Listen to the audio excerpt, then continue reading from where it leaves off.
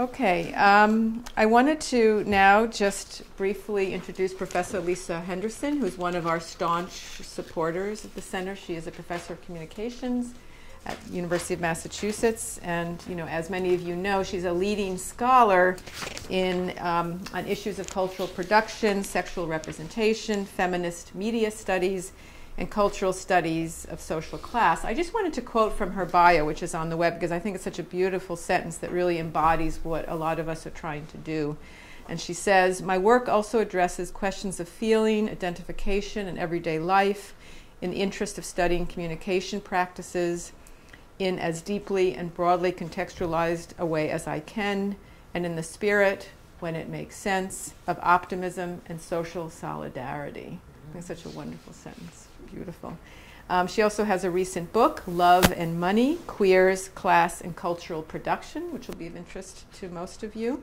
And I think it's a nice complement to a play that's being performed this weekend and next by another former research associate, Christian McEwen, called Legal Tenders. It's a play about money. So lots going on, so never a dull moment here. Okay, I'd like to welcome Professor Henderson to the floor and to introduce our speaker. Thank you. Thank you. Hi there. Oh God, it's lovely to see so many people. It's at this time of the year, it's easy to skip even the things that you know you'd like to be at. So I think that's probably testament to Clara, who it's my pleasure to introduce you. Clara Bradbury-Reds is a PhD candidate in English and American Studies from the University of Manchester in the UK, under the direction of the luminescent Jackie Stacey, a longtime friend and former research associate at the center, and keynote speaker just last year at the Feminist Digital Humanities Symposium. Clara is competitively funded at Manchester by Screen Studies, which is at this point a great accomplishment. I forgot about this. Shall I restart? No. No, carry on, all right. Clara is competitively funded at Manchester by Screen Studies, one of her cognate fields. And that's a mark of great distinction in the UK Academy by now, and it enables her presence and participation in the 5 colleges this semester. So thank you, funders, and welcome, Clara. In her PhD and her scholarship overall, Clara is doing what I consider the hard work of kind of pulling queer theory and the question of lesbian representation through the limits of an earlier generation of categories and an earlier definition of periods. And when I acknowledge the limits, that's not to be at all derisive, except in a place and time in the field that I'm sort of very much a part of. So I recognize them as my limits. Clara asks, for example, about what a queer lesbian cinema looks like in contrast to a lesbian cinema marked primarily by the presence of lesbian characters, and what the significance of this question is in a post-feminist period. Queer, lesbian, feminist, post-feminist representation. That's a lot of big categories to refine, while holding on to a commitment to their earlier or even their legacy meanings. The burden of representation has not gone away, nor have new politics displaced the old, including the commitment to second-wave feminism and the place of visibility, however compromised a term that is by now, as a social good. Visibility is compromised, yes, but cannot simply be dispensed with. So the problematics really get layered up for each new generation of scholars, which I think is a lot to ask of them to contend with, but Clara, you certainly don't seem overwhelmed by it. So. It isn't easy right now for a new generation of queer media scholars. The questions haven't been answered, but the old answers aren't enough. I'd say, though, that it is easy for those of us in an earlier generation when we get to see scholars as serious and as creative as Clara step up. No pressure, Clara, but thank you. I and others have the great good fortune of Clara's presence in our UMass Communication Graduate Seminar on Cultural Production Research this spring, where her commentary is astute, judicious, marked by what I think of as the special hospitality of a guest. And how do you know when a guest is being hospitable? Sometimes you just know, and also by marked by a warm heart. Our conversations over tea are interesting and not easily resolved, and I look forward to more of them while she's here. And I especially look forward to her talk today, titled Queer Lesbian Spaces in Contemporary Cinema. Please welcome Clara Bradbury Rance.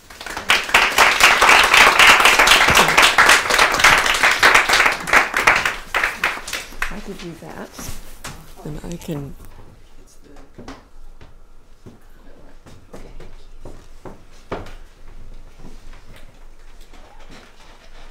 Is this the hard part?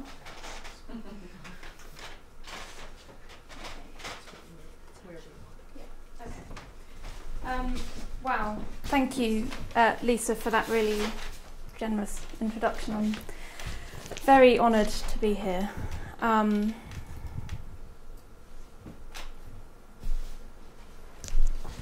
So I'll dive right in. Céline Sciamma, director of the mesmerising film Water Lilies, has written in the French film journal Cahiers du Cinéma about the relationship between women's cinema and youth cinema. Sciamma connects these two through what she sees as their defining characteristics, their unifying feats of arms. She says, and please forgive my amateur translation, that they share a mise-en-scène dictated by financial restraints, themes of intimacy and observation, the construction of the look. The importance of intimacy and its relationship to sensitivity emerges throughout this interview with Sciamma, who sees it as a question of aesthetics, because it is one of politics and of sociology. Sciamma does not use queerness as a term alongside her discussion of women's cinema, but her engagement with the links between intimacy and sensitivity, between politics and sociology, between all of these and aesthetics, does seem to pave the way for film's rendering of adolescence as a site of queer potential. Her militaristic language, l'enjeu c'est la jeunesse, she says, meaning the biggest stake is youth. Les premières faits d'armes means both the first films and also the first shots in the battle, conveys an engagement with the political question of women's cinema. Elsewhere she has said in interview that cinema is always political. It opens your mind and body to other people's feelings. If what makes cinema political is its ability to open one up to feeling, then for Sciamma, feelings are indelibly connected to the political. Feelings are connected, moreover, to a sensory mode of filmmaking that is saturated with desire, but not defined by desire's labelling. In preparing for this talk, I went back to the application I made to the Five College Women's Studies Research Centre a year ago. My supervisor, Jackie Stacey, as Lisa Henderson said, was a research associate here a while back, and she returned for last year's symposium. She told me about the intellectual generosity, the space, the freedom that comes with a writing routine. She was right about all of these things, and the weeks that I've spent here so far, and there are more of them to come, thankfully, have been some of the most productive of my PhD. The range of explorations that could have come under the new media umbrella was inspiring. Transnational encounters, intersectionality, visual literacy, and cultural expression, to name but a few. What this list makes me think about my project now, a year later, is that the question I posed when I first applied for PhD funding back in 2010, namely, what is a lesbian film, has never been more complex. The project has become more intersectional and more transnational, and necessarily so. Its focusing question has been a tangled web ever since a member of my supervisory team asked me at the end of my first semester, "You need to backtrack a bit, Clara. What's a lesbian?" This paper stems from work in my thesis that, although down on paper, is still in that familiar to all of you, I'm sure, state of change and formation that craves feedback. I'm striving to see this as an exciting thing as well as a daunting one. I'd like to frame this talk with some of the project's key ideas and use examples from 3 films to elucidate my theoretical positioning. Céline Sciamma's Naissance des Pieuvres, or Water Lilies, Lisa Aschand, and this is where my Swedish pronunciation falls short, Opflikona, or She Monkeys, and Abd El-Latif Kashish's La Vida d'elle, or Blue is the Warmest Colour. I've chosen 3 films that are, to my surprise, readily available on Netflix. And I must say that that's more sort of good fortune than good planning. But I hope you can look them up because they are all very much worth seeing. I hope for lots of time for discussion, so I'll try not to go over too long. I really do welcome questions and comments at the end. So it turns out that it is precisely the tangles that interest me most.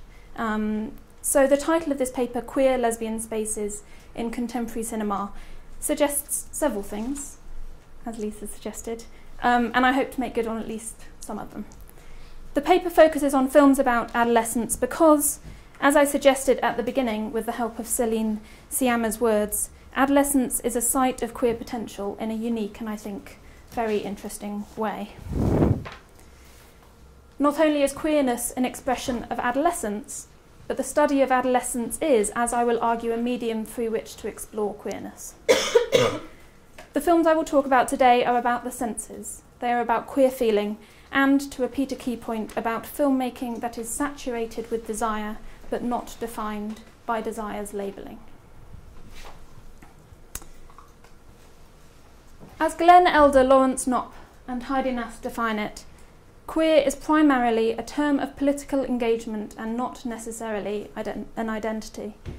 The juxtaposition of queer and lesbianism in this paper maintains the sense of queer not only as not necessarily an identity, but in my terms as necessarily not an identity. The preservation of lesbianism in the coupling evades, however, the invisibility of female same-sex desire that is so common, I think, in usage of the former term. I try to unsettle lesbianism as an identity category while maintaining its value as an indicator of female same-sex desire. The effective relationship between queerness and lesbianism is evidenced not only in the project's theoretical context, but in the aesthetic framework that it addresses through film analysis. Queer need not replace lesbianism, nor even act as a synonym for it, but work alongside it in order to decipher something that seems inexpressible. Sexuality that is not defined necessarily by sex acts or by declarations of identity, but by affect and aesthetics. My thesis's theorisation of a queer lesbianism on screen therefore challenges conventional constructions of the lesbian figure, a term which in itself is no longer capable of describing desires in a contemporary cinematic context in which a queer feeling, if not a representably homosexual one, crosses cultural, national and theoretical borders in interesting new ways.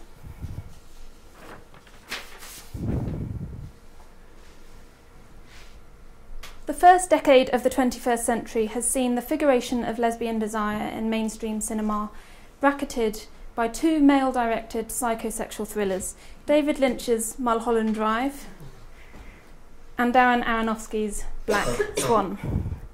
Both films, starring Hollywood sweethearts and boasting Hollywood-style budgets, marked high points of commercial success for their directors. Visually stunning, I think, and lauded for narrative experimentation, whatever reviewers think that is, the films are the antitheses of the decade's other unignorable exhibits of lesbian representation. Lisa Cholodenko's romantic tragicomedy, The Kids Are All Right, critically praised, but I think problematic in its post-feminist treatment of lesbian family life, and television's six-season account of middle-class West Hollywood, The L Word. Mulholland Drive and Black Swan's renditions of lesbian desire present sensationalised scenes of lesbian sex as turning points in their protagonists' narrative trajectories.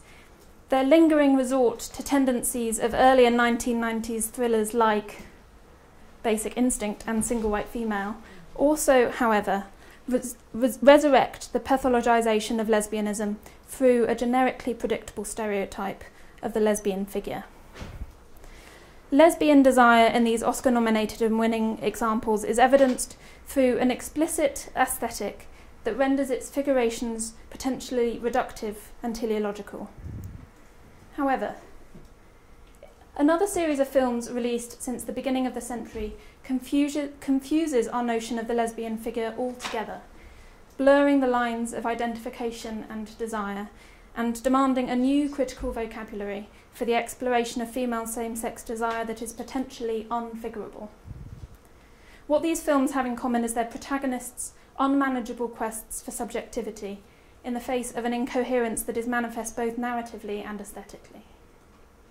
From Dee Rees's Pariah and Mariam Keshavarz's Circumstance, which exhibit queer desires through what I think of as queer spatial transience, to Siama's Water Lilies and Ashan's She Monkeys, which convey the homoeroticism of discipline and risk, these films elicit an interrogation of their characters' sexualities by way of considering the in-between spaces they occupy as adolescents with desires that are queer because they are not yet named. Something about the in-between spaces they occupy as adolescents with desires that are queer because they are not yet named. And then comes Blue is the Warmest Colour. Winner of the prestigious Palme d'Or at Cannes Film Festival, over 3 hours long in duration and now widely distributed in cinemas, Abdelatif Kashish's film has, arguably more than any other film in recent years, brought the question of lesbian representation into mainstream popular discourse. The film has been controversial for its extended explicit sex scenes and for its actresses' attack on their director's methods. But where does desire come from in the film if not from what has been perceived as the surgical or pornographic sex scenes that have made it controversial in its entirety? And this is a quotation from the blog of Julie Marot, who wrote or drew the original graphic novel from which the film was adapted. This paper argues that in 2 films, Water Lilies and She Monkeys, erotic affect is found in the spaces and moments between touch. I will argue that it is the not quite touching that marks those films' peculiar eroticism. In Blue is the Warmest Colour, on the other hand, while the between spaces are closed up, filled with manifest versions of desire, it is the between times that do something very different. This paper also charts then a journey through a process of thinking about lesbian film which necessarily changes every time a new film comes out. No pun intended. Actually, coming out is about as far from this paper as it ever will be in the study of lesbian film. 2 girls stand in a low-lit courtyard in a static embrace, the pale tones of their shirts and their tied-back long blonde hair making one almost indistinguishable from the other. We shouldn't compete against each other, the taller girl whispers in her friend's ear. You and I should always be together. Rivals for a much-coveted place in an equestrian vaulting team, which you will see from the picture is even more extraordinary than it sounds. The relationship of the 2 girls is absolutely permeated with competition. From an early scene in which the newcomer Emma gazes at the star gymnast Cassandra to a final reversal in which a wounded Cassandra must watch her protégée in the limelight, the 2 occupy for each other the figuration of desire for attainment of sporting success, inlaid with veiled tones of desire for attainment of the other. The film She Monkeys is described by its UK distributors Peccadillo Pictures as a taboo-busting modern western. Just pause on that. As such, the film's erotics are bound up in competition, its presentation of sexuality elusive. It is that elusiveness that marks, I think, a queer path through the film's same-sex desires, and it is that queerness that I will suggest is particularly pertinent to the erotics of adolescence itself. From the very beginning of She Monkeys, the girls' friendship is forged through the negotiations of bodily discipline and of control over their own and over the other's body. In an early training scene, which you can see here, one girl is the slightly belated mirror of the other, her body moving as instructed by the other. This silent regime will continue throughout the film, almost in sync, but not quite.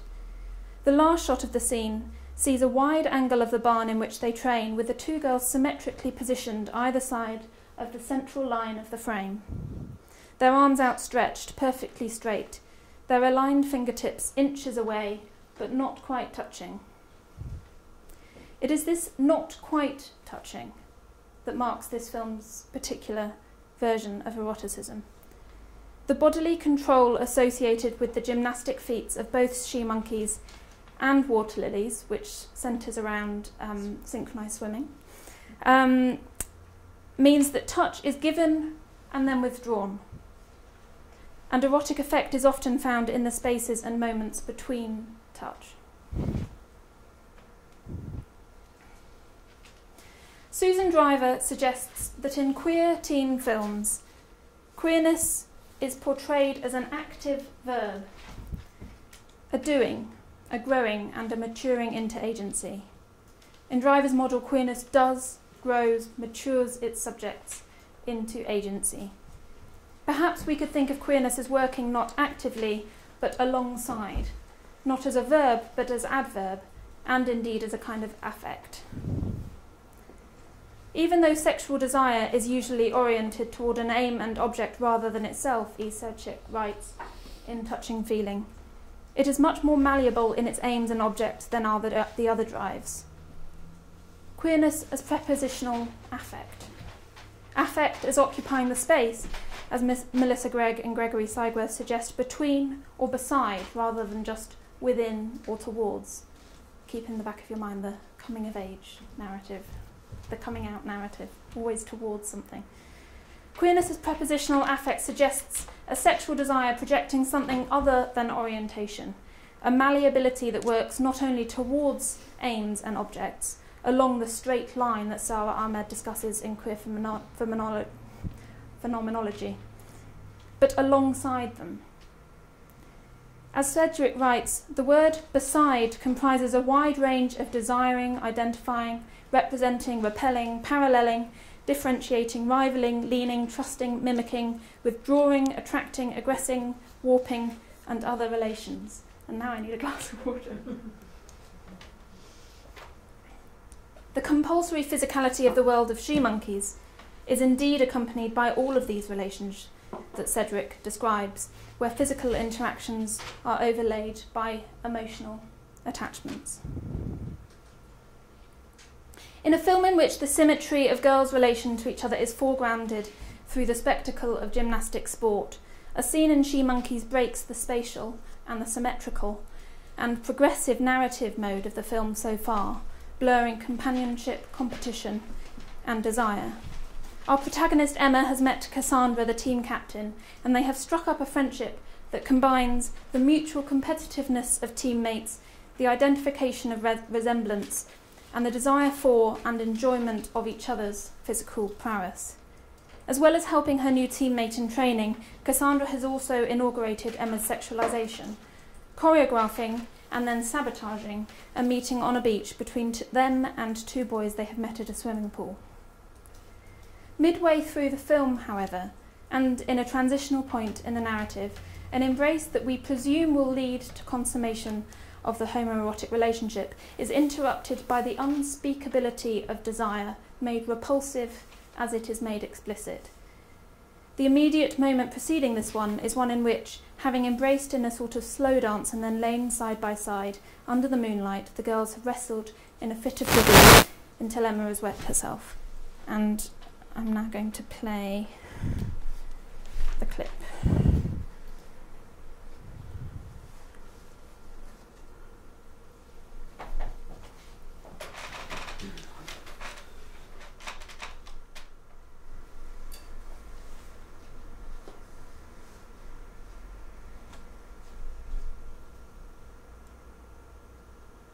Cassandra on the left, Emma on the right.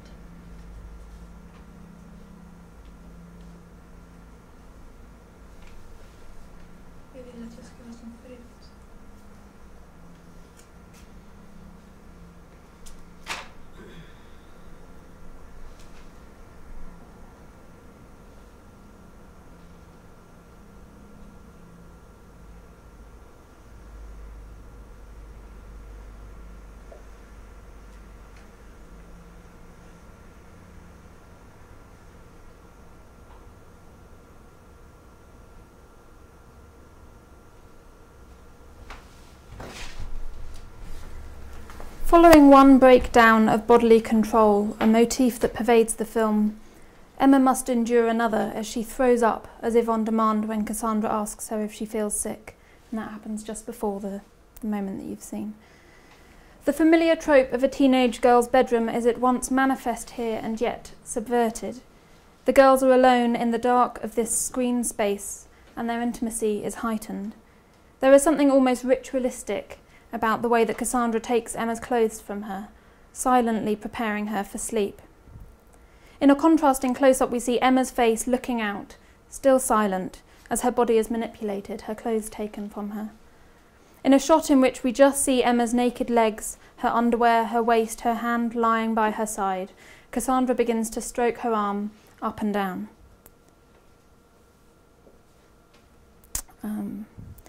This tactile moment of potential nurturing is left in suspension by Emma's stillness.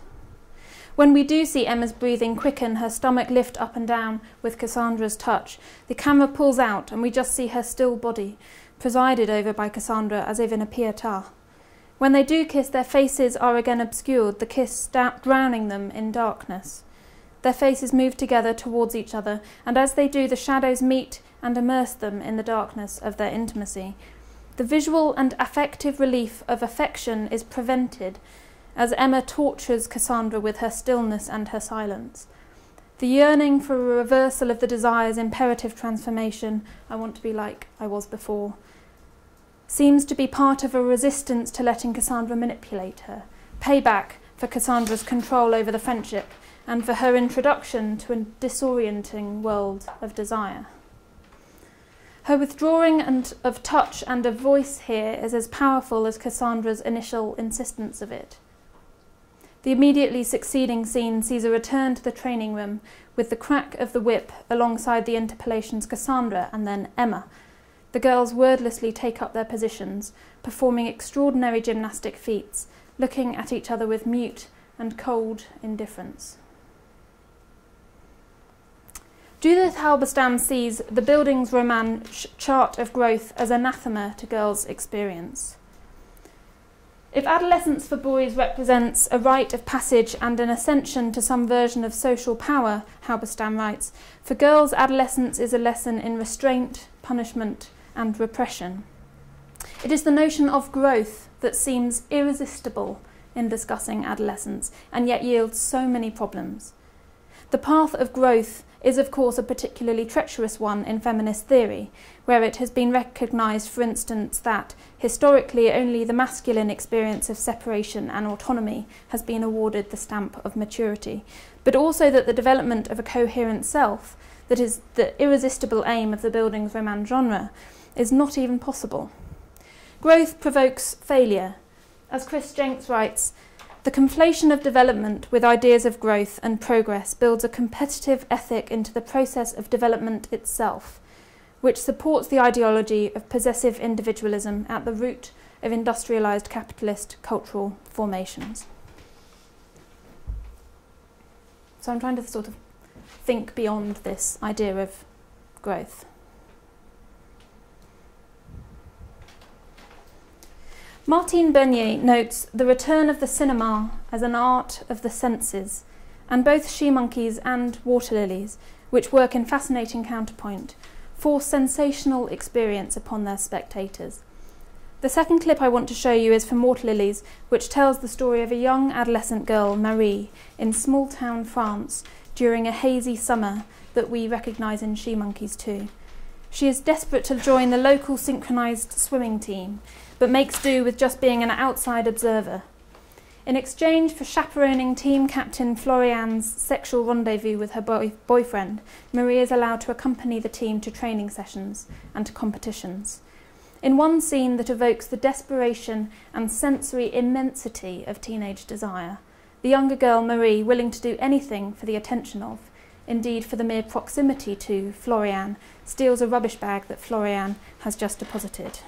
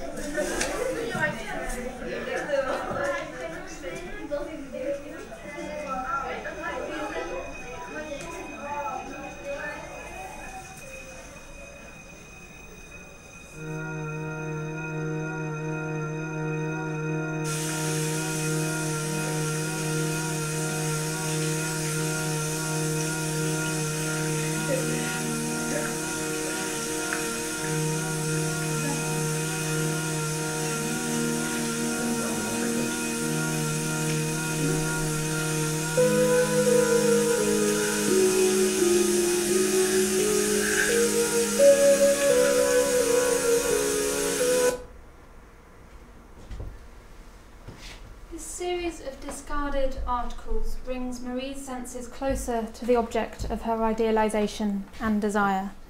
A makeup-stained piece of cotton wool, a crinkled Coca-Cola can, a scrunched-up note, an apple core. The scene explores Marie's multi-sensory appreciation of, disgust by, abstract connection to Florian. Through sight, touch, taste, smell, we watch her discover the impossible physicality of her desire. We live with her the force of this abject intimacy with Florian, made all the more excruciating by the film's juxtaposition of affection and betrayal. Florian's affection, when it comes, is always short-lived. We see Florian in the changing room adjusting Marie's swimsuit straps, and then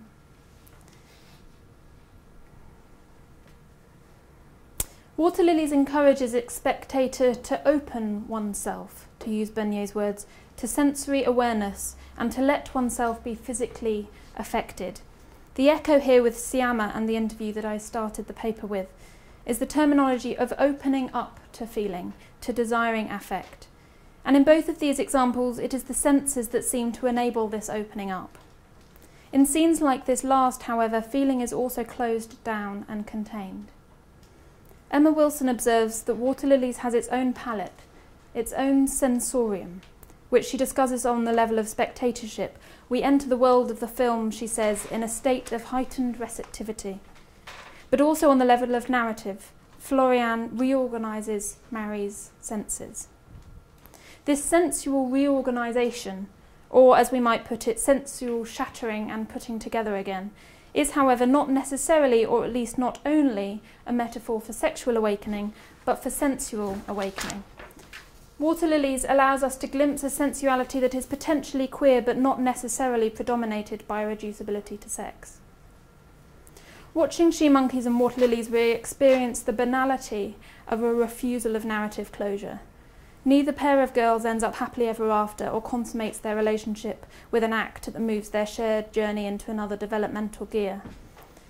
It is precisely a resistance to this growth that marks the alongside rather than toward affect of queerness in these films that eschew the coming out and coming of age cycle that marks so many narratives of teenage development. Both girls, Emma and Marie, are left in their final scenes fully occupying the effective female spaces of their desire, the barn, the swimming pool, but separated from their ostensible objects of desire. Their queer lesbian desires are unfulfilled moments in the long summers that epitomise the temporariness of their adolescent subjectivities. And so to my final example, Blue is the Warmest Colour. As you'll see, it is, in a way, fitting to my argument, thankfully, that it was such a challenge to choose a particular clip from the film. So I'm going to cop out and show you the trailer instead.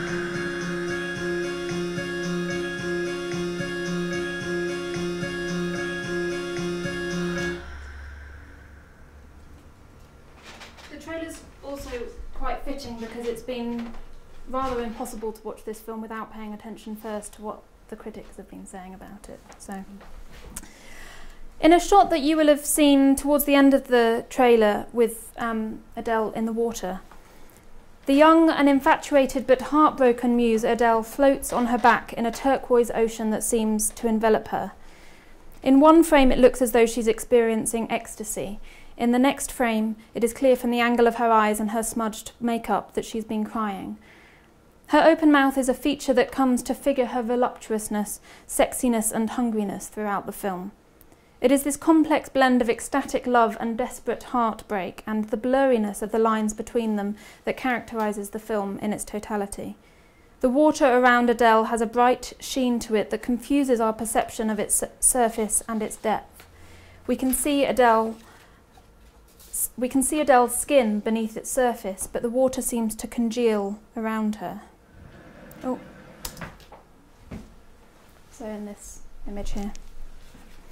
The water almost resembles a mattress, and Adele's pose mimics an earlier scene from the film in which, at the same close-up level, she lies on a blue sheet in her blue-tinted bedroom and masturbates, fantasising the blue hair and caressing hands of the girl who is still a stranger. And I've actually put an image from the original graphic novel because I think the use of colour in that is something that wasn't exactly mimicked by the film, but does something very interesting. In another reminiscent scene, she lies naked on a sofa shrouded in blue cloth with a cigarette dangling from her mouth, modelling for Emma, now lover, in her inaugural pose as the artist's muse. The colour blue stands in throughout the film for the passion between Adele and Emma. In this shot, this one, the lighting also gives Adele's hair a bluey gloss, simulating the dyed blue hair of Emma and marking a punctuation of similarity in this narrative that is an incessant struggle of sameness and of difference. The mise-en-scène of this aqueous cocoon signifies desire, Adele's open mouth, her red lips, the colour sign of her lover, and its disruption, the optical trick that shifts her look from bliss to despair, from frame to frame. It signifies the freedom of the love that marks the film, the water's potential liminality, and its suffocation, our perception of the water's solidification. In a ubiquitous poster image for the film, a shot from the film is manipulated to resemble the graphic novel from which it was adapted. The profiles of the two girls, delineated against an opaque blue background, create an hourglass shape that is at a slight tilt. The figure ground organisation offers us the promise of symmetry in disrepair. The omission of the girl's hair beyond a cartoonish crayoning in of the sweep of Emma's forehead, the uniform painting red of their parted lips, the make-up blackened hue of their eyes, the flattening out of their skin into static washed-out tones. The girls are depicted here as twin nymphs, alike in the passion signified through the colour blue that unites them. The colour blue permeates not only the relationship between this clever schoolgirl Adele and expressive college art student Emma, but also the whole of a film in which passion for books, for art, for sex, for food registers at an intense level. The modification in translation from the original graphic novel's Une couleur chaude to the superlative of the film's English title, Blue is the warmest colour, so from blue is a warm colour to blue is the warmest colour, hints at the film's narrative and visual intensification of Elle's desire for Emma. The colour blue becomes part of the film's spectacle of desire. The shot of Adele in the water offers a moment of tension between passion and despair that characterises the film's broader exploration of the overwhelmingness of first love. In Blue is the warmest colour, desire is manifest visually almost immediately through sexual reciprocation. In Water Lilies and She Monkeys, desire is somewhat sublimated into sporting activities. Desire between characters is there, yes, but its erotic charge is mediated through their shared engagement in physical prowess. Not only that, but through an identification with the stardom of sporting spectacle. In Blue is the warmest colour, there is not this same sense of spectacle that accompanies the desire between the two characters. Their attachment to each other is presented as immediate and as urgently sexual, and that is what creates the spectacle of the film. The endurance of the sex scene, one of which is indeed around 10 minutes long, is paralleled in the length and brutality of a later argument scene, and by the length, around 3 hours, of the film itself. Rather than offering a moment, as Water Lilies and She Monkeys arguably do, Blue is the warmest colour presents a necessarily tenacious externalisation of what a character feels as immense love and loss. Although the two chapters acknowledged in the film's original French title, La Vie d'Adèle, ostensibly point to the periods before and after Adele becomes an adult, so in the first half of the film she's a student, in the second half she's a teacher. The first chapter seems to end when Adele meets Emma, when her relationships with her social group fall away and her life, or at least our on-screen knowledge of it, becomes overwhelmed with Emma's presence.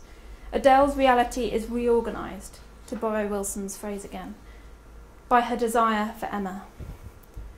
Peter Bradshaw, who's a sometimes loved and sometimes hated figure of the British film criticism scene, reads the periodised structure of the film too simplistically, I think, when he sees its 2 chapters as symbols of a central protagonist's Bildungsroman-esque journey from innocence to experience.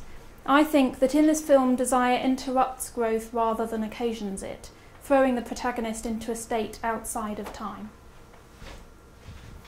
This is a film that offers glimpses of a conventional narrative structure, coming of age through submission to love at first sight, but breaks its structural conventions down into time out of sync with generic pattern of growth and transformation.